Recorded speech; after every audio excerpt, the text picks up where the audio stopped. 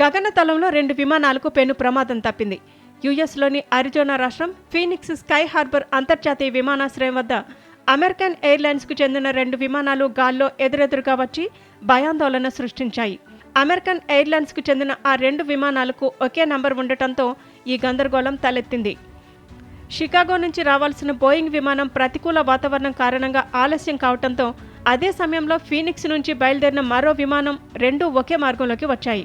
వేర్వేరు మార్గాల్లో వెళ్లే విమానాలకు ఒకే నెంబర్ వాడటం సాధారణమే అయినా ఒకే కాల్ సైన్ ఉన్న విమానాలు ఒకే గగనతలంలోకి రావటం షెడ్యూలింగ్ పొరపాటును బయటపెట్టింది. అలర్ట్ అయిన ఎయిర్ ట్రాఫిక్ కంట్రోలర్ ఈ అసాధారణ పరిస్థితిని గుర్తించారు. వెంటనే స్పందించి 2 విమానాల పైలట్లకు వేర్వేరు సూచనలు జారీ చేశారు. అరైవల్ విమానాన్ని ఎక్కువ ఎత్తుకు, డిపార్చర్ విమానాన్ని తక్కువ ఎత్తులో ప్రయాణించాలని అప్రమత్తం చేశారు. కంట్రోలర్ సూచనలతో పైలట్లు మార్గాన్ని మార్చుకోవడంతో త్రుటిలో పెను ప్రమాదం తప్పింది. ప్రయాణికులు సురక్షితంగా బయటపడటంతో అందరూ ఊపిరి పీల్చుకున్నారు.